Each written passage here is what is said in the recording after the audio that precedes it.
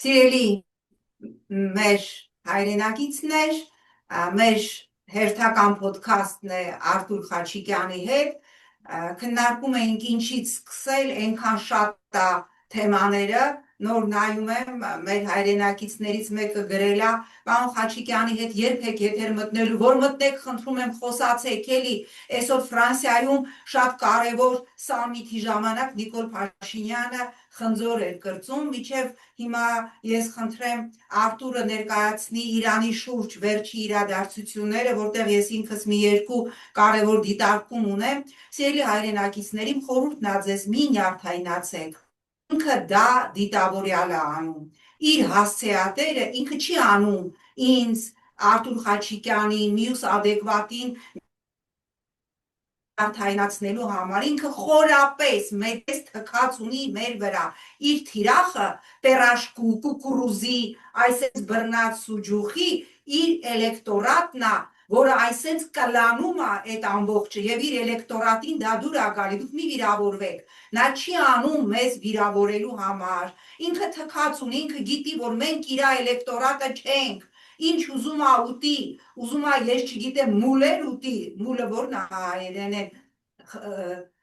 ծովամթերքներ, ինչ ուզում է ուտի, միևնույն է, մենք իրան չենք ընտրելու, ուզում է ամենավերջի արիստոկրատի նման ուտի, մենք իրան չենք ընտրելու, եւ ուստի ես հասկանում եմ, որ երկրի համար ասма զա դիրրավ ու աբիդնը, որ ասենք Մակրոնի հրավերով սամիտին ինքը խնձոր ա կրծում ու ասում է ինչ անեմ, դանակ չեն դրել, խնձորը ամբողջական են դրել, բայց նաեւ ինքը դա անում է, որտեվ հասկանում է, որ դա մեր նյարդերի վրա ազդում է, ուստի եկեք իրան չբերենք օրակարգ, որտեղ իր ուզածը ցանկացած գնով, խոր կրծելով, կուկուրուզ կրծելով, պերաշկի կրծելով լինել օրակարգի թոփ մեկ թեման, որպիսի այն, որ տարածաշրջանը պայթում է, ծոցի տասնյակից ավելի երկրներ ներգրաված են տարածաշրջանի մեջ, Էրեկ Թրամփը հայտարարեց, որ ըստ էության ինքը սպանելու է Իրանի նոր հոգևոր նպաստելու է Իրանի նոր հոգևոր առաջնորդին սպանելուն, եթե վերջինս չհրաժարվի միջուկային ծրագրերից, հիմա Արտուր գիտեմ, որ շատ ասելիք կա Իրանի հետ կապված, դու ներկայացնես նաև այս իրավիճակում Իրանի նախագահի ու Ալիևի հեռախոսազրույցը, որտեղ ըստ էության կարծես թե ինչ որ նոր իրավիճակ է ստեղծվում տարածաշրջանում։ Այո, Նայրա ջան, շատ շնորհակալ եմ, որ մասնակցում ես մեր ոդքասթին, դատելով արձագանքներից, ոնց որ մարդկանց մոտ հետաքրություն կա։ Այո։ Ես համաձայն Ես խնդրում եմ մարդիկ նաև, որ հաջորդ ոդքասթները այնպիսի ռեժիմով անենք, որ իրանք հնարավորություն ունենան ինտերակտիվ նաև հարցեր տան, երևի լայվի ռեժիմով մտածենք տեխնիկապես դա ինչպես անել։ Այո, կմտածենք, տեխնոլոգիայի հարցերը կլուծենք։ Նախ ասեմ, որ լիովին համաձայն եմ քո հետ, Նայրա ջան, տեսնելով այս կրկեսը, հիմա էլ Փարիզում ինչ որ բան կրծելը, ես համաձայն եմ քո հետ։ Նա գիտի, որ մարդիկ ովքեր արժանապատվություն ունեն, ում սիրտը ցավում է իրանց երկին այսպես խայտարակելու համար, որ այսպիսի անհաջող մարդ, կներես էլի աբիժնիկ, նախկինում դերին մամուլի լրագրող, կլաուզագրող մարդ դարավ մեր երկրի ղեկավար, մեզ բոլորիս խափելով, ներառյալ ինձ մի քանի օրով խափեց ցավոք սրտի։ Նա գիտի, որ մենք մեկա իրան չենք ընտրելու։ Նա իսկապես այդ մեսեջը քո ասած ախորյանցի անոյի սեգմենտի համար է, որ տեսեք, այո, ես ինձ պահում եմ լուզերի պես, ես ինձ պահում եմ աբիժնիկի պես, բայց դա նորմալ է, տեսեք, որ դա նորմալ է։ Այսինքն են բոլոր մարդիկ, ովքեր կարծում են, որ լուզեր լինելը նորմալ է, աբիժնիկ լինելը նորմալ է, որոնք այդ ատելությունը ունեն, ուրիշների նկատմամբ ասում են, տեսեք ինչ հիանալի վարչապետ ունենք, ինպես է, ինքը մեզանից մեկն է։ Այո, ինքը Միստաբոյ одной крови։ Այո, այսինքն նրանք հաճույք են ստանում դրանից, որովհետև նա անգամ նրանց էլ է այդ արդարացումը տալիս, էլի, որ նորմալ է, որ երկրի վարչապետը իրան պահի փողոցային մարդու պես։ Էն էլ ինչ որ եվրոպական ֆորումում։ Էն էլ այն ժամանակ, երբ որ մեր հարևան երկրում սենց բաներ են կատարվում, արդեն 1200-ից 200-ը գերազանցել է զոհերի թիվը։ Երեխաներ են սպանում։ 5000-ից ավել վիրավորներ։ Այո, երեխաներ են սպանվում, 10 տարեկան աղջիկներ տեսակ թաղում, ինչ սարսափելի սցենաներ։ Ու այդ մթնոլորտում դուք եթե արտասահմանից նայեք թե ինչ է անում այսպես կոչված Հայաստանի ղեկավարը, դուք կհարգեիք այս երկիրը այսպես ասած։ Իհարկե ոչ, Դե բայց մենք տեսանք եւ Վրաստանի կառավարության ձեռ առան արձագանքը մեզ։ եւ Այո։ դարձել է ընդհուպ BBC-ի առաջի էջում իր պերաշկին էր, ել չեմ խոսում Լուրջ ես ասում, Նայր ջան, մամուլի BBC-ն էլ է մասին։ ցույց տվել, BBC-ն ցույց է տվել։ Այո, առաջի էջում իրանց ռուսական թողարկման առաջի էջում ինքն էր իր պերաշկիով։ Դե շնորհավորում եմ մեր սեկտանտներին, դուք ձեր մուրազին հասակ, ամբողջ աշխարհը մեր երեսին թքում է, տեսնում է, որ մենք չհաջողված, ձախողված պետություն ենք, որտեղ այսպիսի մարդ ներկայացնում է մեր հին 4000 տարվա պատմություն ունեցող ազգը։ Այսպիսի իրավիճակում, երբ որ ինչպես ասեցի Նայրա ջան, 18 երկիր հիմա ներենք հաշվում այս պատերազմի մեջ, մեր կողքը ռմբեր են ընկնում, հրթիռներ են ընկնում եւ մենք զբաղված ենք այս կրկեսով, ցիրկով։ Այդ դնենք մի կողմ։ Հիմա նշաններ կան, որ Տրամպը հասկացել է, որ փակուղու մեջ է գտնվում, իր սկզբնական թիրախը դա էր, որ վախեցնել Իրանին, որ Իրանը գնա կապիտուլյացիայի, բայց Իրանում ԿՊ չկա եւ այսպիսի մարդ կուկուրուզու տող չկա։ Դրա համար նրանք միանգամից ամեն ինչ չհանձնեցին, ինչպես մերոնք կանեն։ Դրա համար այդ առաջի սցենարը տապալվեց։ Երկրորդ սցենարը դա Իրանում ինչ որ պարակտում ստեղծելն էր, սադրել ինչ որ քաղաքացիական կամ էթնիկ պատերազմ, փորձեցին ներքաղաքական պարակտում ստեղծելն էր։ Այո, փորձեցին օգտագործել քրդերին, քրդերը երրորդ անգամվանից հասկացան, որ իրանց էլի օգտագործելու են ու գցելու են, վերջապես հասկացան եւ չթողեցին, որ իրենց օգտագործեն, ճիշտ արեցին։ Հիմա նա տեսավ, որ Սիրիայի սցենարը չի ստացվում, Լիբիայի սցենարը չի ստացվում, Հիմա նա շարունակում է ոչնչացնել քաղաքացիական օբյեկտներ։ Այսօր նոր լսեցի Ամերիկայից, ուրեմն Պենտագոնը իր վեբսայթի վրա կախել էր հրթիռի պատկեր, եւ վրան գրել էր no mercy։ Mercy ոնց է հայերեն, այսինքն ոչ մի ոնց են ասում, խիղճ չէ, դե որ խղճում ես քո զոհին, ոնց են դա ասում։ Ոչ մի կարեկցանք, Այո, այդպիսի մի բան, էլի։ Այո, ոչ մի կարեկցանք, այսինքն Ոչ մի էմպաթիա, ոչ մի այդպիսի մի բան։ Այո։ Այսինքն այս մարդը Պիտ Հեքսետը դու տեսար նա ոնց էր խոսում։ Նա խոսում էր ոնց որ անչափահաս տղա, ոնց որ կազակի ռազմբոյնիկի կամ միլիցիա խաղալուց էր։ Մենք իրանց կսատկացնենք, մենք իրանց կոչնչացնենք, մեր դեմ խաղ չկա, տեսեք ոնց էր խոսում Միացյալ Նահանգների այսպես ասած պաշտպանության նախարարը։ Ես ճիշտ ասած ապշած եմ Պենտագոնի շեֆը։ Երեք խոսում էինք մի շատ հարգելի մարդու հետ, Լորենս Վիլկերսոնը, որը աշխատել էր Կոլին Պաուելի ժամանակ։ Հիշում եք այդ Կոլին Պաուելը, որ անտրաքսը թափ է տալիս ՄԱԿ-ում։ Նա իր փաստորեն անձնակազմի ղեկավարն էր, Chief of Staff։ Եվ նա ինձ ասեց մեր ինտերվյուում հիանալի մարդ էր, հիանալի։ Վիետնամում էր ծառայել երիտասարդ տարիներին եւ այլն։ Նա ասում է, ես այսպիսի ղեկավարություն չեմ հիշում մեր երկրի պատմության մեջ, այսպիսի բան չի եղել։ Եվ հիմա ես կարծում եմ Տրամպը տեսավ, որ փակուղու մեջ է, որ սա գնում է Գազայի սցենարով, այսինքն մի կողմից ոչնչացվում են քաղաքացիական օբյեկտները, բայց այդ կողմը չի հանձնվում, կամ սա գնալու է Եմենի սցենարով, երբ որ նա ի վերջո հանձնվեց, հետ քաշվեց հութիների հետ, ինչ որ խաղաղություն կնքեց։ Եվ նշաններ կան, որ Տրամպը հիմա փորձում է գտնել ինչ որ միջնորդի, որ այդ միջնորդը գա եւ իրեն թույլ տա դուրս գա իր առանց իրեն դեմքը կորցնելու, իր երեսը կորցնելու դուրս գա այս վիճակից։ Երեք նա խոսել էր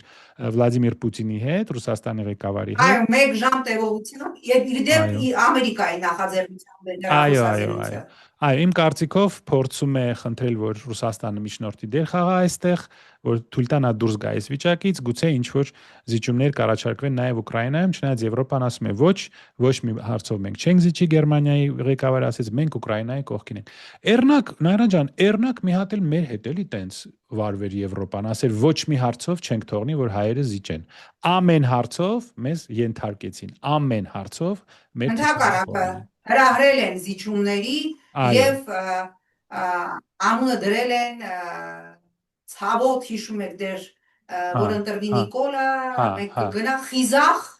քայլերը այդ զիջումներն էին այո հենց այսօր լրագրողի հարցինի պատասխան բա դուք խոստացել էիք որ ի վերջո պատերազմը Իրանում կհասցնեք միջև վերջ ու ձևակերպումը այսպես էր լրագրողի որ տեղ կկանգնեք ժողովրդին Իրանի որը տենչում արևմուտք ժողովրդավարություն Տրամպը պատասխանել է որ ես չստացա այդպիսի տպավորություն որ իրեն ժողովուրդը դա ուզում այսինքն ակնհայտ էր որ ինքը հետ նահանջի այն բլիցկրիգով Իրանը ոչնչացնելու հետ նահանջի քայլերը արվում, հետո լսում էի նաև ռազմական փորձագետների, նաև Եվրոպայից իրենք պնդում էին, որ Միացյալ Նահանգները չունի իրանական շախետ հրթիռների դեմ արդյունավետ այդ հրթիռները բռնելու եւ չեզոքացնելու արդյունավետ համակարգ, սա էլ կա իհարկե։ Այո, դե ռազմական որոշ էքսպերտներ, ես լսում եմ, ես ռազմական փորձագետ չեմ, բայց իհարկե մենք կարող ենք լսել տարբեր մարդկանց եւ դատել, դե որը կարելի է ընդունել, որը չի կարելի։ Դե ակնհայտ է, որ 100%-ով հոպը չի աշխատում Իսրայելի եւ Միացյալ Նահանգների, 100%-ով չի կարողանում կանխել այս հարձակումները, քանի որ գերձայնային հրթիռներ են օգտագործվում Իրանի կողմից եւ դրա դեմ իրենց այդ ոնց են ասում Iron Dome Իրանի հոպի համակարգը գմբեթ բանից երկաթյա գմբեթ չի աշխատում 100%-ով չի աշխատում եւ Միացյալ Նահանգները նաեւ մի ուրիշ խնդիր ունեն ըստ այդ ամերիկյան փորձագետների սկսում են սպառվել իրենց այդ Tomahawk հրթիռների եւ այդ THAAD հակաօդային պաշտպանության տաղագավքները, այո, սկսում են սպառվել, քանի որ նրանք շատ թանկարժեք են,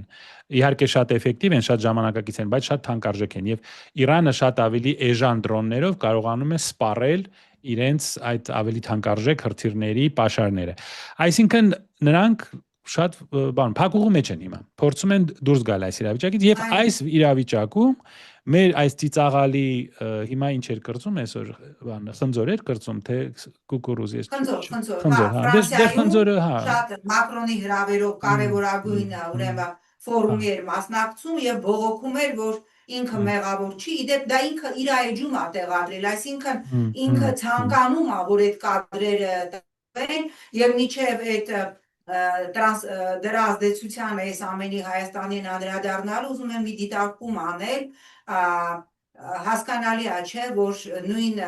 երբ որ 44 օրերի այդ ամբողջ ամիսներին օրերին մենք բղավում էինք որ Իսրայելը զենք է տալիս Ադրբեջանին շատերը մեզ ասում էին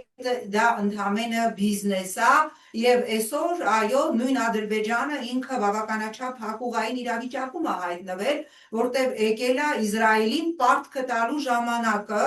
եւ Իսրայելը ըստ էության պահանջում է որ Ադրբեջանի տարածքները եւ որի մեջ ցավոք սրտի դիտարկվում է նաև օկուպացված Արցախը, որտեղ տեղակայված են իսրայելական այդ հետազոտական կենտրոնները, դառնան պլացդարմ Իրանի դեմ եւ այս շաբականաչափ լարված է իրավիճակը տարածաշրջանում եւ այդ իրավիճակում ռեժիմը ներկայացնում է, որ իրանց հզոր դիվանագիտության արդյունքում, ինչպես դու ասացիր, մենք որորդ անգամ մեզ չսպանեցին Այո, բավականին ծիծաղելի է, որ այդ մարդը խնձոր ուտելով, իդեպ ես դեմ չեմ, խնձորը լավ է առողջության համար, վիտամիններ կան։ Նրանք ասում են, որ ուրեմն 3 անգամ պատերազմ բերելը եւ 3 անգամ պարտվելը, այսինքն 20 թվական ջերմուկ ու Արցախի հայաթափումը, դա հերիք չէր։ Դուք մեզ շնորհակալ եղեք, որ մենք 4-րդ անգամ, 5-րդ անգամ չպարտվեցինք։ Այսինքն 3-ը քիչ էր։ 3 անգամ պարտվելը, 3 անգամ պատերազմ բերելը, Արցախը զիջելը, 5000 տղայի մահի համար պատասխանատվություն կրելը։ Հիմա էլ մեղրին հանձնելը, մեր բոլորիս խաբելով, բայց ոչ թուրքերին, ադրբեջանցիներին խաբելով։ Հանձնելը։ Դրանից հետո մենք պետք է շնորհակալ լինենք, որ նրանք 4-րդ անգամ մեզ պարտության չբերեցին։ Եվ հետո պարծենում են, որ երբ որ Իսրայելը հարձակվում է Իրանի վրա, օգտագործելով նույն զենքը, ավելի ժամանակակից, նույն զենքը, որով սպանել էին մեր տղաներին, 5000 հայ զինվոր էին սպանել, դա նույն զենքն է, նույն աղբյուրից է գալիս։ Նայեք իսրայելական պրեսան ինչ է գրում։ Այսինքն, այդ նույն զենքը, որ օգտագործում են Իրանի դեմ, որ Իրանում ռեժիմ փոխեն, որը արդեն օգտագործել են մեր դեմ, իրանց շնորհքն է, որ իրանց դեմ պատերազմ չեն սկսել 4-րդ անգամ, բայց դա նույն մարդիկ են, նույն զենքն է, այսինքն կողքի երկրում ռեժիմ են փոխում, իրանց թիրախը Իրանն է, դա ինչ կապ ունի ձեզ հետ, այսինքն եթե Տրամպը գնում է Վենեսուելայից ուզում է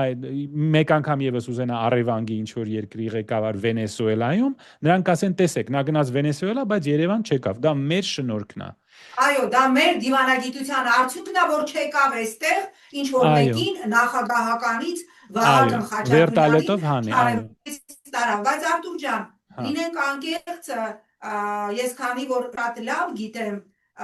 Նիկոլի կոնտինգենտին այդ Հա, բական Ախուրյանցի անով սեգմենտին հա, եւ նաեւ ես իմ նյարդերը պինդ են ամուր են այո, Նիկոլի իմս հայտնի չէ։ բանաստեղծության նման ես հետևում եմ իր քարոզարշավին այսպես հա ոչ պաշտոնական այդ ուրախ ավտոբուսին որտեղ սենց սրտիկներ տրժում են ինչ որ դիսկոտեկ են ապարում պիտի ընդունենք որ այդ կներես այդ բարի համար մանիպուլատիվ կուտը որ շնորհակալ եղեք որ Վենեսուելայում նախագահ են առևանգել մեզ չեն առևանգել այո որ Իրանում պատերազմը Միացյալ Նահանգներն ու Իսրայելը Իրանին ռմբակոծում են մեզ չեն ռմբակոծում այդ մեր շնորհքն է հասարակության մի սեգմենտի վրա դա ցավալիորեն ազդում է եւ ես նաեւ հետեւում եմ սոցիոլոգիական հարցումների մարդիկ ասում են դե տենում ես Իրանին ռմբակոծում են մեզ չեն ռմբակոծում այսքան ուրախ կյանքը մեզ ով է տվել ընկեր Նիկոլն է տվել ազդում է եւ այստեղ մենք պիտի հասկանանք ինչ պիտի անի մեր ընդդիմությունը նաեւ հա ես ուզում եմ որ նաեւ դրան էլ անդրադառնանք որ չի անում բայց միջև ընդդիմությանը անդրադառնանք ես ուզում եմ մեզ հետևողների նաեւ չգիտեմ հասցրել ես դիտարկել թե չէ արտաքին ուրեմն հետախուզությունը ուրեմն տարածել է հայտարարություն որտեղ ըստ էության հիմա չեմ գտնում որ կարդամ որտեղ ըստ էության այն ասում не будем говорить кто хотя это был Слонёнок բաց տեքստով ասում է որ հասկացնում է որ Սամվել Կարապետյանի ուժը չեմ բացառում նաև ակնարկում է հայաստանյան ինչ օլիգարխների որոնք ըստ արտաքին հետախուզության այդ հայտարարության ուղղորդվում են Ռուսաստանից որ այլ խնդիրներ են լուծում եւ մենք ուշադիր հետևում ենք եթե այդ տեքստը կարդանք հասկանում ենք որ ըստ էության որոշ քաղաքական ուժեր մասնավորապես Սամվել Կարապետյանի ուժը կանգնած լուրջ ռիսկի առաջ եւ հենց վերջի պահին իսկ ես կարծում եմ Նիկոլը ոչ թե ընտրական փուլի սկզբում դա կանի գրանցման փուլում որպիսի չհասցնի իր էլեկտորատը վերակողմնորոշվել այլ ասենք ընտրություններից 2 օր առաջ ընտրացուցակից կհանի ինչպես դա արեց Սանդում հիմա ինչ պիտի անի մեր ընդդիմությունը այս իրավիճակից խուսափելու համար որտեղ Նիկոլը ով ինչ ուզում ասի ինքը իր հստակ ճանապարհային քարտեզով իր էլեկտորատի համար ընդունելի կոդերով եւ մեսիջներով գնում առաջ Այո, դու ճիշտ ես, Նայրա ջան, իհարկե կան մարդիկ, ովքեր հավատում են այս էժան քարոզչությանը, որ տեսեք Մադուրոին գողացան, ինչ չգողացան, տեսեք ինչ տղա եմ, Գրենլանդիային սպառնացին, մեզ չսպառնացին, դա իմ շնորհքն է ասենք երկրաշարժ եղավ այս կամ այն երկրում, բայց մեր մոտ չեղավ, դա իմ շնորհքն է։ Ինչ կարելի ասել, մեր ժողովուրդը լավ հումորի զգացմունք ունի։ Ես կարծում եմ, որ այդ պետքա ուղղակի ծիծաղալ այսպիսի թեզերի վրա եւ այս մարդկանց վրա, որ ովքեր հավատում են սրան, եւ պետք է գուցե խոսենք այն սրտի այո Պետք է երևի խոսենք այն առողջ ուժերի հետ, առողջ մարդկանց հետ, համոզենք նրանց, որ նրանք տունը չմնան, пассив չմնան եւ թույլ չտան, որ այս խումբը վերարտադրվի, որովհետեւ Հայաստան այլևս չի լինելու։ Ինչ վերաբերվում է իր ապագա քայլերին, պարզ է, որ նա կեղծելու է, այս ընտրությունը պարզ է, որ ուժ է կիրառելու, սպառնալիքներ արդեն կիրառում է տարբեր մարդկանց դեմ, ստիպելու է, որ մարդիկ ցույց տան ինչպես են քվեարկել, իրեն ձայները տան, տեսեք նա ով է դառել, նա դարել է մեր Սադամ Հուսեյնը։ Իսկ իհարկե նախատեսելի էր, որ նա կնայի թե որ կուսակցությունն է շատ ռեյտինգներ հավաքում եւ այդ կուսակցությունը կփակի, ինչպես փակել էր Մոլդովայում Սանդուն, այո։ Եվ սա կոչվելու է դեմոկրատիա։ Մեր սիրելի եվրոպացիները կասեն դեմոկրատիան։ Եվ արևմուտքը նկատենք ոչ միայն ձայն չի հանելու, այլև ասելու է, որ դա օքեյ է, դա է իրական ժողովրդավարությունը։ Իհարկե, եթե անգամ մտնեն, այո կներես այս հատվածը կարդամ, որ հասկանաս աբսուրդը։ Այլ երկրում, սա արտաքին հետախուզության, այսպես դոսիենա տված ներքին գործերին, այլ երկրում տվյալ երկրի հատուկ ծառայությունների անունից հանդես գալով տարբեր դերակատարներ փորձում են ճնշում գործադրել հայ ազգի եւ ՀՀ քաղաքացի հանդիսացող ու տվյալ երկրում տնտեսական գործունեությամբ զբաղվող անձանց նկատմամբ վերջիններիս մղելով Հայաստանում սպասվող խորհրդարանական ընտրություններին մասնակցության հայ ներկայացրած որոշ քաղաքական ուժերին աջակցելու գործողություններ իրականացնելուն հայտնում է ՀՀ արտաքին հետախուզության ծառայությունը։ Ուրեմն այնպիսի բարդ համադասական նախադասություն են գրել, ձեր մեջ մի հատ գրագետ մարդ չկա, տեքստը ես տիրապետելով փայլուն հայերենին մի 100 անգամ կարդում եմ, բայց այնքան խրթին ա գրված, ասես ինչ որ խուճուճ անհասկանալի բան է գրել, որ որևէ մեկը չկարողանա սա հասկանալ, բայց սա ակնարկը արդեն պարզ է, որ ուղղված է լինելու այն ուժերին, որոնք ռեալ ալտերնատիվ են ներկայացնելու, երբ որ կպարզվի արդեն ընտրական փուլից ընտրություններից մի քանի օր առաջ ովքեր են, այս ուժերին սենց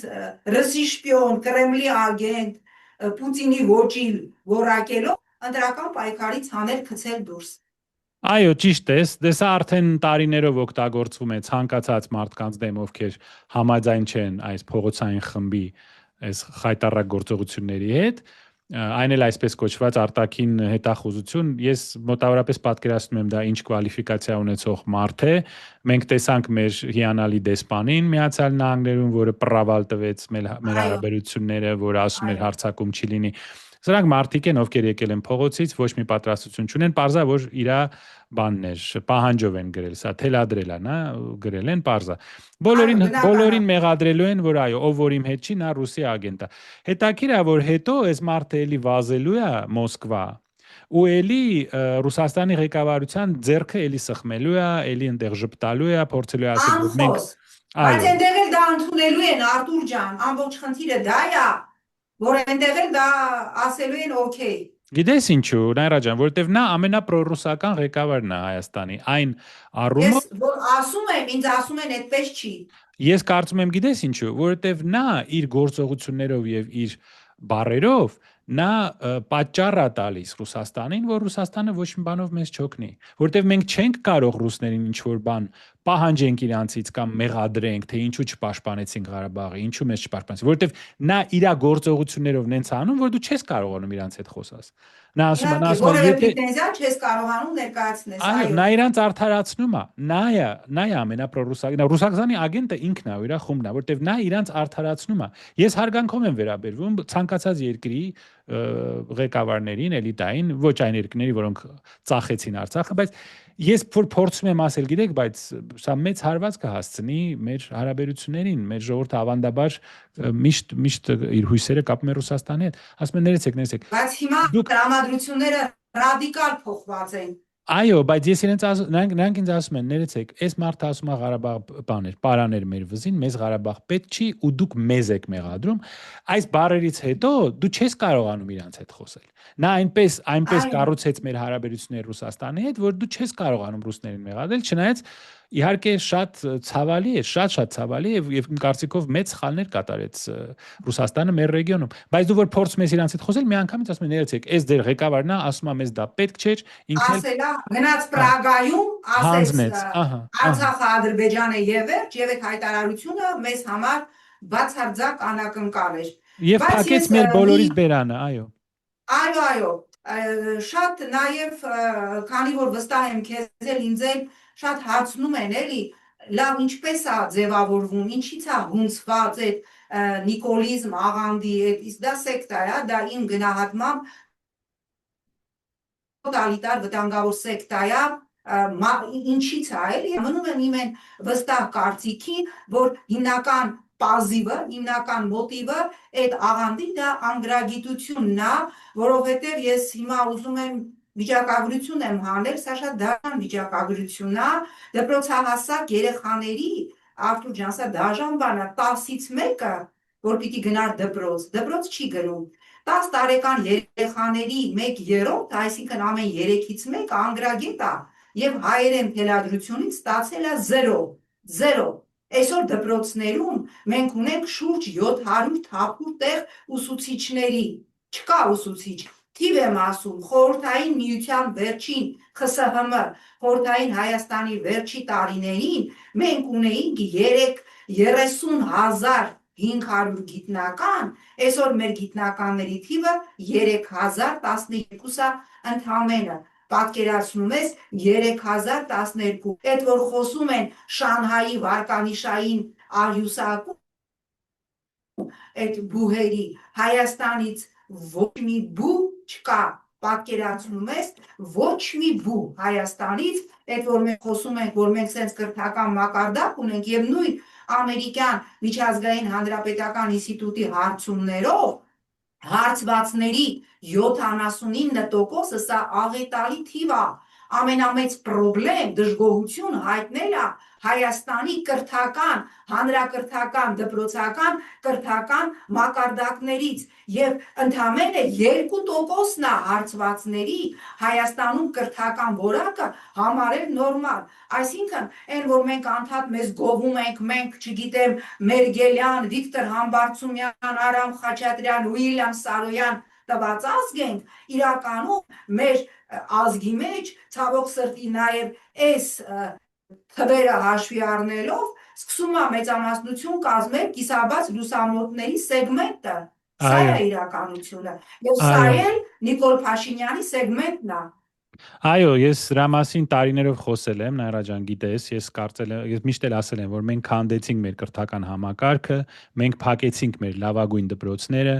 մենք անցանք այդ ռետրո նացիոնալիզմի, անգամ դա էլ չեն կարողանում անել։ Այո, սա այս թվերը, որ դու տալիս ես, աղետալի են։ Ես որոշ դասագրքեր տեսել եմ, սա սարսափ է, չկա գրականություն համալսարաններում, չկան նոր, այսպես ասած, նոր մեթոդներ չեն օգտագործվում, արտասահմանից որևէ գրքեր մեծ ծավալով չեն օգտագործվում, մեթոդները շատ հին են, ուսուցման չեն, այն մարդիկ, ովքեր փորձում են ինչ-որ բան փոխեն, իրենց ստիպում են, որ նրանք գնան, քանի որ դա իրենց պետք չի։ Այո, մենք քանդեցինք մեր կրթական համակարգը, դրա համար էլ ունենք այս երևույթը, ունենք այս ընդրազագվածի մի մասը։ Դե եթե մի գրքում այդ ադիբուդին տեսար, չէ՞, ինչ թվաբանության գրքում, այո, ադիբուդիով էինք զբաղված, դե զարմանալի չի։ 90-ական թվականներին մենք դեռ ունեինք սովետական Հայաստանի սերունդը, դա հենց այն սերունդն էր, որը տվեց քո ասած մարդկանց։ Բայց այդ սերունդը անցավ։ Հիմա մենք ունենք այն սերունդը, որը այս փլուզված կրթական համակարգի պայմաններում է մեծացել, դրա համար մենք ունենք մի հասարակություն, որտեղ հնարավոր է, որ մարդիկ կարծեն, որ 10 տարի առաջ Հայաստանի երկրորդ թե երրորդ ղեկավարը զիջել էր Ղարաբաղը, արդեն դա արել էր, բայց Ալիևը չկարողացավ 91 թվին զիջված է դեռևս 91 թվին, այո, եւ մեր հասարակության մեջ ինձ թվում էր դա հումոր է, բայց ես նայեցի մի քանի այդպես հարցումներ, տեսակետ կա, որ լիֆտում Նիկոլ Փաշինյանը հիշում ես Ալիևի հետ հանդիպման այդ լիֆտում Նիկոլ Փաշինյանին փոխել են եւ դա նրա ինձ թվում էր դա աբսուրդ է, բայց երբ որ նայեցի այդ գյումրեցի տղան շատ լուրջ դեմքով ասում էր դա 100% է, ինքը ամերիկյան ՑՌՈ-ի հաստում է կարդացել, որ լիֆտում վերելակում Նիկոլ Փաշինյանին փոխել են, մենք հասկանում ենք, որ թվում է թե դա զվարճալի է, մենք ծիծաղում ենք, բայց դա ողբերգություն է, այն ողբերգությունն է, որ բերել է սրան, եւ այն ողբերգությունն է, որ Նիկոլ Փաշինյանը 2 օր առաջ խրոխտ հայտարարում է, որ ինքը գնում է 65% վերցնելու, այսինքն ավելին, քան 21 թվականի ընտրության ալենն էլ ձեռքը տալիս է լրագրողին, ասում է արի քո հետ գրազ եմ գալիս, որ մենք վերցնելու ենք այդ թիվը, եւ այս ընդդիմությունը կռիվ է տալի ընդամենը մեր մոտ, մեր դվորում, մեր արքունիքում ընդդիմություն աշխատելու համար։ Դե նայած ինչ մեթոդներով, եթե նրանք կեղծելու են քվեաթերթիկները, եթե նրանք մարդկանց ստիպելու են, սպառնալու են, որ այսպես կամ այնպես քվեարկեն, իրենց օգտին քվեարկեն, եթե նրանք փակելու են ընդդիմությունը, ուժով փակելու են ընդդիմության բաներին, տեխնացուներին եւ բաներին, կուսակցություններին, դա կդառնա Սադամ Հուսեյնի ընտրությունը, երբ նա 99.1% հավաքում էր Իրաքում, որովհետեւ ծեծում էին մարդկանց, եթե նրանք խոսում են Սադամ Հուսեյնի կամ կոմունիստական սովետական միության ընտրությունների ոչի մասին, այո, կարող են։ Նրանք կարող են Ալիևը իրան թույլ չտվեց 90 քանի գրի, 80 քանիս էր գրել։ Հա։ Դե մոտավորապես այս ոչի մասին է, էլի խոսակցությունը։ Այո, դե ընդդիմությունը ինչ ասեմ, ես խոսել ենք սրա մասին, ես չեմ հասկանում նրանց մեթոդները, ես ուզում եմ, որ նրանց մոտ ամեն ինչ ստացվի, հաջողվի, որքան հասկանում եմ վերջերս էլի ինչ որ բան բռնկվեց, տարբեր խմբերի մեջ, էլի իրար վրա հարձակվեցին, դա շատ տխուր է, որովհետև նրանք հիմա դրա վախտը չի, նրանք պետք է հիմա համախմբվեն կամ գոնե իրար չխանգարեն, շահեն։ Հետո կարելի է բաժանել այդ Նապոլեոնի թագերը եւ աթոռները, բայց հիմա լավ կլիներ նրանք համագործակցեն իրանց հետ։ Իսկ ընտրությունը դե Նայրա ջան, դու գիտես ինչ են անելու։ Փակելու են բոլոր ընդդիմադիրներին կամ ձերբակալելու են, բոլորին ասել են Ռուսաստանի շպիոն, բան են։ Այդ կներես, իդեպ դա բան չի, ընտրակաշարք չի, երբ մարդկանց փող են տալիս հենց ընտրություններից առաջ։ Նրանք օրինակ այդ որ բարձրացրել են 10,000-ով թոշակները օրենքով, քանի որ ես տիրապետում եմ օրենսդրությանը, օրենքով ոչ, որովհետև ինքը ասում է կառավարության գործունեությունն անկախ դրական process-ից կառավարությունը իր ծրագրերը պիտի անի։ Ես ավելի քան վստահ եմ, որ նույն օրենսդրական փաթեթների շրջանակում իրանք սոցիալապես անապահով խավերին սուբսիդիաներ են տալու, ընտանեկան բիզնես են խրախուսելու, այդ ամբողջը արվելու է, այդ ընտրակաշարքը, հա, արվելու է օրենքի անունից, ինքը բերվելու է ազգային ժողով, որ օրինակ ասենք դու 5 տարի չես կարողացել քո հոսանքի վարձը վճարել, դա համարվի այլևս անվավեր, անուլ է արվի, կամ պետությունը ինքը վճարվի, դա ընտրակաշարք է, այո ընտրակաշարք է, բայց օրենքով դու կարող ես դա ընտրակաշարք համարել ոչ, որովհետև կառավարությունը ասում է, ես չեմ կարող ընտրական փուլում իմ գործունեությունը դադարեցնել, որ դուք իմ ծրագրերը չմեկնաբանեք ընտրակաշարք, այդ ամեն ինչը մենք հասկանում ենք, բայց այո, այստեղ խնդրեմը նաև ընդդիմության մեջ է, չէ, ես տեսնում եմ, որ ես հետևում եմ ընդդիմադիր տարբեր բևեռների մեդիաների, հա, ես տեսնում եմ, որ հիմնական թիրախը շատ դեպքերում Նիկոլին մոռանում են, կամ այս ռեժիմին մոռանում են եւ իրանք իրար դեմ են պայքարում։ Սրանից լավ նվեր այս իշխանությանը հնարավոր է պատկերացնել։ Դե շատ տխուր է, դա շատ տխուր է, որ այսպես են իրան պահում, բայց գիտես, դա շատ լավ է իհարկե, որ մարդկանց փող են տալիս, թոշակները բարձրացնում են, հիմա էլ ասում են ինչ որ ծրի բժշկական ծրագրեր են մշակել, դա շատ լավ է, որ դա ապահովագրությունը, հա, ներմուծեցին։ Դա շատ լավ է, որ դա արվում է, բայց դա չպետք է արվի ընտրություններից առաջ։ Իսկ կներեք 8 տարի ինչու չեք դա անում։ Այսինքն դուք դա անում եք, երբ որ դա ձեզ հարմար է ընտրվելու համար։ Սա ընտրակաշարք է։ Դե բնականաբար այդ ամեն ինչ ընտրական կոնտենտ ունի, այո, ցավոք սրտի, որտե դա էլ եմ ասում, դու դա չես կարող դրա դեմ բողոքարկել, որովհետև իրանք կարողանում են ամեն ինչը բերել, դասավորել օրենսդրական հարթակների մեջ, բայց այստեղ նորից եմ կրկնում, հիմա ասենք ես ուզում եմ պատկերացնել, մի պահ պատկերացնում եմ ընդդիմադիր Նիկոլ Փաշինյանին ազգային ժողովում, այն որ սենց մի բան պուչոկ սխտոր էր վերցրել եկել էր ազգային ժողով, թափահարում էր, որ միսը թանգա, սխտոր կերեք, իդեպ հիմա սխտեր չեն կարա ուտեն, որտեղ այն ժամանակ, որ ինքը սխտորը թափահարում էր, սխտորի կիլոն 700, հիմա սխտորի կիլոն 3500 դրամ է, Նիկոլ, սխտորել չեն կարա ուտել, բայց ես հիմա հրապարակում եմ ընդամենը այս ամսվա 26 թվականի փետրվարի, 25 թվականի փետրվարի համեմատ առաջին անհրաժեշտության կենսամթերքների գնաճը 3%-ով հացն է թանկացել, 12%-ով 5%-ով թանկացել է միսը, 7.5%-ով թանկացել է պանիրը, համարյա 20%-ով թանկացել է ձուն, 7.3%-ով թանկացել է կարագը, 6.7%-ով թանկացել է ձեթը,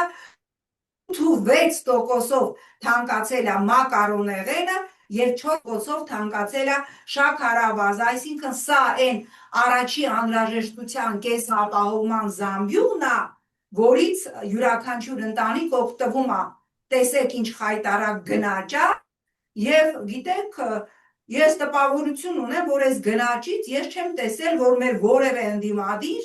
ժողովրդին ասի, ժողովուրդ ջան, դու այսօր 20% թանկ ես առնում միսը, մսի, տավարի մսի կիլոն դարձել է 5600 դրամ, կարագը,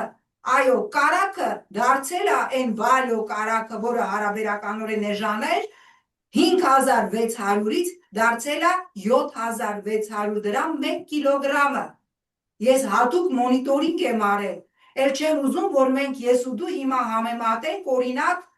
մեր մթերքները կատնամթերք, ասենք Փարիզի, Ամստերդամի, Լոնդոնի կամ դու համեմատես, ասենք Վաշինգտոնի, Նյու Յորքի գների հետ, սա կատաստրոֆա է, սա աղետ է, մակիավյալներով Երևանը համարվել է տարածաշրջանի ամենաթանկ քաղաքը եւ չկա սոցիալական դժգոհություն, որովհետեւ այդ սոցիալական դժգոհությունը պիտի գեներացներ ընդդիմությունը, որը ես չգիտեմ ինչով է զբաղված։ Նաիրա ջան, ասեցիր 5600 դրամ կիլոն, մսի կիլոն։ Միսը 1 կիլոգրամ ֆիլեն, տավարի միսը։ Սա Ես Ամերիկայի եմ գնել գներն են։ նախորեին։ Սա Ամերիկայի գներն են։ Այո, սա Ամերիկայի գներն է եւ Փարիզից թանկ է։ Փարիզից էլ է թանկ, Լոս Անջելեսից էլ է թանկ։ Սա փաստորեն ես նոր նայեցի։ 5600 դրամը դա $15 է։ Սա 1 կիլո է, մոտավորապես 2 ֆունտ։ Սա Ամերիկայի գներն է, բայց Հայաստանի Այո, Ամերիկայի գներն է, Փարիզում 10 եվրո, 11 եվրո է 1 կիլո ֆեն, այսինքն սա Փարիզի գներից, այն էլ մոնոպրիում, որը համարվում է հարաբերականորեն թանկ խանութ, ես այդտեղի գինն եմ ասում, այո, մոնոպրիի գներն եմ ասում, սա կատաստրոֆա է, բայց մեր աշխատավարձը կարելի է Փաշինյանը լինել ընդդիմադիր, ինչ կաներ այս թվերի հետ։ Դե փրփուր կգար բերանից։ Իսկ հետաքրքիր է մեր աշխատավարձները, ինչքան է, օրինակ միջին աշխատավարձը ինչքան է, 200,000 Հայաստանում, 250,000։ Այո, մոտավորապես, բայց այդ միջին աշխատավարձը դե պատկերացրու սպառողական զամբյուղը նվազագույն, պիտի բավարարի ոչ միայն առաջին կեսապահովման մթերքին, այլև մարդիկ շորել են, չէ հագնում, մարդիկ հիգիենայի պարագաներ են, չէ առնում, այսինքն մեծ ճեղքում կա սպառողական զամբյուղի եւ մարդկանց եկամուտների միջեւ, բայց ես էլի եմ ասում, այս խնդիրները ընդդիմությունը պիտի բարձրացնի, այս ժողովրդին պիտի ասի, թե որ ինքը եկավ իշխանության, խնդիրների լուծումը ո՞նց է տալու, ես ուզում եմ լսել ընդդիմությանը, բայց ես չեմ կարողանում իրենց լսել, որովհետև իրենք ես չգիտեմ են ասում, բայց իրենք այն պորտալարին, որը կապված է ժողովրդի հետ եւ որը ժողովրդի կենսական խնդիրներն է, իրենք այդ մասին չեն խոսում, իրենք չեն խոսում, որ գնում են գյուղացուց կոպեկներով կարտոֆիլը առնում են, բերում են սուպերմարկետներում 4-5 անգամ ավել ծախում են, նույնը կանաչին, նույնը լոլիկը, նույնը կաղամբը, այդ մասին չեն գնում տեսնան, իմ ներկայությամբ է գյուղացին փոսը փորել, տոննաներով կաղամբը լցրել մեջը հորել, որովհետև չէր կարողանում իրացնել։ Ես էլ օգնել եմ այդ հողը լցնելու։ Ես տեսա ինչ որ ծրագիր էր մշակվում, պարոն Կարապետյանն էր առաջարկել, որ ավելի ուղղակի ձևով, հեշտ ձևով այդ մթերքը գյուղերից հասցվի շուկա։ Գուցե դա կարող է օգնել։ Հիմա Նաիրա ջան, դու ասեցիր, փաստորեն եթե 200,000 դրամ վերցնենք միջին աշխատավարձը, դա $530 է ամսական։ Հիմա ես նայեցի Ամերիկայի միջին աշխատավարձը ամսական $5,700, 10 անգամ ավելի բարձր։ 10 անգամ ավել եւ մսի գինը, մթերքների գինը նույնը, եւ քեզ ասում եմ, կատնամթերքը շատ ավելի էժան է, թե Միացյալ Նահանգներում, թե Եվրոպայում, քան Հայաստանում։ Շատ այդ Lidl-ից վերցնում ես մի ամբողջ 20 հատով յոգուրտ 2.5 եվրո, 20 հատ յոգուրտը 2.5 եվրո։ Այսինքն մեկ հատն է այդքան։ Այսինքն մենք ունենք այդ մթերքի գները, որոնք նույնն են կամ ավելի բարձր են, քան Եվրոպայում եւ Միացյալ Նահանգներում, իսկ մեր աշխատավարձը 10 անգամ ավելի ցածր է։ Այո, այո։ Դե այսպիսի պայմաններում իսկապես ինչ որ ծրագիր պետք է առաջարկեն դիմությունը եւ այս խնդիրների մասին խոսա։ Դրա տեղը ցավոք սրտի շատ անգամ տեսնում եմ ուղղակի ինչ որ թատրոն է գնում ազգային ժողովում, էլի այդ քո ասած հերոսական հարցի պատասխանը։ Ես չեմ նայում։ Հա, շատ ցածրաճաշակ եւ վուլգար բեմականացումներ են, որը ուղղակի նայել հնարավոր չի։ Այո, համաձայն եմ քո հետ։ Եվ Ես վերադառնալով փորձենք ամփոփել ինչ Արթուր ջան, ինչ է սպասվում, ինչ զարգացումներ կարող են լինել տարածաշրջանում, հաշվի առնելով, որ Միացյալ Նահանգները կարծես թե հետնահանջի ճանապարհաման գալիս, հայտարարում են, որ իբր իրանք արդեն իրանց ծրագիր մաքսիմումը Իրանում լուծել են, իրականում չեն լուծել, իրանց խնդիրը այնտեղ իշխանություն փոխ իրանք ոչ մի խնդիր ըստ էության չեն լուծել, իրանք ուղղակի ըստ էության մարդ են սպանել, մարդասպանություն ա տեղի ունեցել, 171 մինչև 10 տարեկան երեխա են սպանել եւ ՄԱԿ-ի գլխավոր քարտուղարը դեմագոգիա է անում, դա պետք է բացահայտվի, պետք է քննարկենք, այսինքն չգիտես ինչը պիտի բացահայտվի, ինչ է սպասվում ռեգիոնին եւ ինչ ռիսկեր, հայդեպ նաև ասեմ, որ նոր արդեն ահավոր ռեկորդային դարձավ նավթի գինը $120 եւ ըստ կանխատեսումների մինչև $200 բարձրանալու է նավթի գինը, սա պատկերացնում ես ինչ դոմինոյի ազդեցություն է ունենալու ընդհանրապես համաշխարհային տնտեսության վրա եւ եթե փորձենք ամփոփել ինչ է սպասվում ռեգիոնին եւ մեզ։ Դե կարծում եմ, որ այո, ճիշտ ես, մենք էլ դրա մասին խոսել էինք մի քանի օր առաջ, Տրամպը տեսավ, որ փակուղու մեջ է, փորձում է ինչ որ ելք գտնել, նա ուզում է իհարկե իր դեմքը փրկել, երես չկորցնել, երևի ինչ որ միջնորդ կխնդրի, որ այդ միջնորդը զբաղվի այդ բանակցություններով, ինչ որ պայմանագիր կնքվի, Իրանը ինչ որ զիջումների գնա,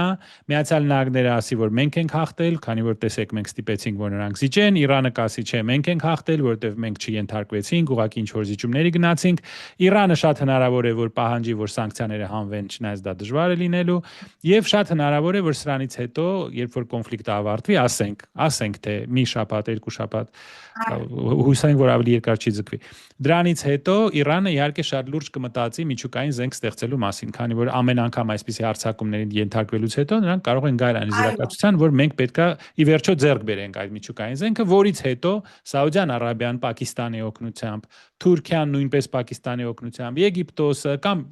իրենց սեփական ուժերով կարող են փորձել ստանալ այս միջուկային զենքը, որից հետո մեր ռեգիոնը ուղղակի մահացու վտանգի առջև է կանգնելու, եթե այսպես տարածվի միջուկային զենքը։ Մեզ համար սա նշանակում է, որ եթե Իրանը այսպիսի սրընկացած վիճակում մնա, սա մեզ իհարկե ազդելու է մեր վրա, մեր դիրքերը թուլանալու են ռեգիոնում, ուժեղանալու է Իսրայելի, Ադրբեջանի եւ Թուրքիայի դերը, եւ կարծում եմ մենք շատ շուտով կտեսնենք, թե ինչ է լինելու այսպես կոչված TRIP-ի հետ, որը քողարկված անուն է ուղղակի Զանգեզուրի միջանցքի համար։ Եթե Տրամպի արչև նախ կա իմպիչմենտի վտանգ, կարծում եմ, որ շատ ռեալ վտանգ է, որովհետև այս հարձակումը Դեմոկրատները արդեն կոնգրեսում քանիցս այդ հարցը բարձրացրել են եւ նույնիսկ Նյու Յորքում պատերազմյան ցույցեր են արդեն սկսվել։ Այո, Նյու Յորքում, Լոս Անջելեսում, Սան Ֆրանցիսկոյում, խոշոր քաղաքներում կան բողոքի ցույցեր, նա խաբեց ամերիկացիներին, սա խաղաղության պրեզիդենտ չէր։ Այո, հնարավոր է որ լինի impeachment, կարծում եմ անգամ այս աշնանը նա կարող է չշահել, բաները դեմոկրատները կարող են հաղթել, ոչ թե հանրապետականները, որից հետո կանգնում է մի հարց։ Նայրա ջան, մենք որ զիջում էինք մեղրին, որ հանձնում էինք, ասում ենք, որ մենք ունենք Տրամպի WhatsApp-ի համարը, չէ՞։ Հիմա այդ WhatsApp-ի համարը մենք ինչ ենք անելու, եթե Տրամպը այլևս իշխանության չլինի։ Այդ WhatsApp-ի համարը ընդհանրապես ասելու է տու եւ վերջ։ Ահա, այսինքն երբ որ այսինքն մեր անվտանգության երաշխավորը Տրամպի WhatsApp-ի համարն էր, որը ինչ որ մի X պահի ուղղակիորեն կարող է անջատվել ցավոք։ Այո, եւ այդ Զանգեզուրի միջանցքը մեղրին, որ նրանք զիջել են, շատ շուտով կանցնի Ամերիկայի ձեռքերից կանցնի, ասենք իսրայելա-թուրքական կամ իսրայելա-ադրբեջանական ընկերություն։ Որտեղ Ամերիկան կարող է վերապատվիրակել, օրինակ, թուրքական որևէ կազմակերպության եւ դա իր լեգիտիմ իրավունքն է լինելու, որտեղ ինք այդքան տարով այդ տարածքի 74%-ի սեփականատերն է։ Այո, որից հետո մենք Որից հետո մենք էլի կասենք ժողովուրդ, բայց մենք դες բացատրում էինք, չէ, որ սա զիջում է, սա մեղրիու հանձնում է։ Հետո մեր վրա էլի կհարցակվեն, կասեն, որ դա այդպես չէ, հետո կասեն, որ 49 տարով մենք սա զիջել ենք, 74%-ը Ամերիկայինն է, որի ինչ որ տոկոսը շատ 50 տարով երկարաձգվելու նաև պայմանագրում կա, որ Ահա։ եւս 50 տարի դա կարող է երկարաձգվել։ Դա նշանակում է, որ ասեմ, հաջորդ անգամ, երբ որ գները բարձրանան Հայաստանում, Պարենի, Մթերքի եւ ուրիշ ուրեմն գները բարձրանան, երբ որ մենք ուզենանք Իրանից ինչ որ բան բերենք, այնտեղ կանգնելու են ադրբեջանցի եւ թուրք եւ ասենք ամերիկացի կամ իսրայելցի պերսոնալը, որը որոշելու է մի օր, որ Հայաստանին պետք չի Իրանից իմպորտ բերել Հայաստան, քանի որ Իրանը ենթարկված է սանկցիաների, իդեպ ինչու ենք մենք սա մոռանում, Իրանը սանկցիաների տակ է։ Նրանք որ սկսեն վերահսկել այդ սահմանը, կասեն Տիկին Զորաբյան, պարոն Խաչիկյան, կներեք, բայց Իրանի դեմ մենք ունենք սանկցիաներ։ Դուք ինչ իրավունք ունեք Իրանից եւ չի կարող այդ ամենը գալ։ Այո, եւ երկու օր ճանապարհի հետ խնդիր կար Բեռներեկող կանաչի գինը ես մի քիչ ավելի պարզ եմ ասում, որտեղ ժողովրդին դա է հասկանալի։ Ես ասում եմ, ինչի կանաչին դարել 400 դրամ, ասում են դե Իրանի սահմանը փակ է, որտեղ մեր ջերմոցները այդքան արտադրողականություն երևի չունեն։ Դե դուք կտենաք հիմա։ Այսինքն մենք արդեն նկատեցինք այն մթերքը, որ գալիս է Իրանից, դրա գինը Հայաստանում արդեն թանկացել էր։ Դե դուք հիմա կանաչու գինը կտենաք, երբ որ Իրանի սահմանը փակվի, իսկ մենք փաստորեն արդեն չունենք Իրանի հետ սահման, որտեղ Իրանի հետ սահմանը վերահսկվում է երրորդ երկրի կողմից, այո։ Այո, որը շատ սերտ հարաբերություններ ունի Թուրքիայի, Ադրբեջանի եւ Իսրայելի հետ։ Այսինքն սա է իրականությունը, մեր ընդդիմությունը պետք է ժողովրդին բացատրի, թե մենք ինչ իրավիճակում ենք եւ իսկապես խոսա այս ամենօրյա խնդիրների մասին, այն խնդիրների մասին, որոնք հուզում են մարդկանց։ Պարենը, գները, տնտեսական վիճակը եւ մարդկանց բացատրել, անգամ եթե նա 10,000 է ձեզ տալիս որպես ընտրակաշարք, որ դուք գնաք իրան ընտրեք, ասում է դա ուղղակի կառավարական նորմալ գործունեություն է, դա կապ չունի ընտրությունների հետ։ Ուրեմն այդ 10,000-ը վերցրեք ու գնացեք քվեարկեք այն մարդու համար, ում դուք ուզում եք ընտրեք։ Այսինքն ասեք, սա էլ կապ չունի։ Դե եթե դու ասում ես, որ կապ չունի, ես կգնամ ու քվեարկեմ այն մարդու օգտին, ում ես համարում եմ։ Այո, քաղաքացիական դիրքորոշումներ կապ չունի։ Այո, շատ լավ Նայրա ջան, շնորհակալ եմ։ Ինչ ասեմ, շնորհակալ եմ, կարծում եմ հետաքրքիր էլի զրույց ստացվեց հիմա մեր հայրենակների համար։ Հաջորդը մտածենք ինչ ֆորմատով անենք, որ մեր հայրենակիցները հնարավորություն ունենան նաև ներգրավելու եւ հարցեր տվել այդպես, Գուցե կոմենտներում գոնե կոմենտներում հարցերը գրեն, դե այդ բոլոր հայոյան Գոնե հա կոմենտներում գրեք ինչ հարցերի եք ուզում անդրադառնանք մեր հաջորդ զրույցի ժամանակ, որ մենք մեր աշխատանքային քննարկման ժամանակ այդ օրակարգը կազմենք։ Շնորհակալ եմ։ Այո, շնորհակալ եմ Նայրա ջան, շատ շնորհակալ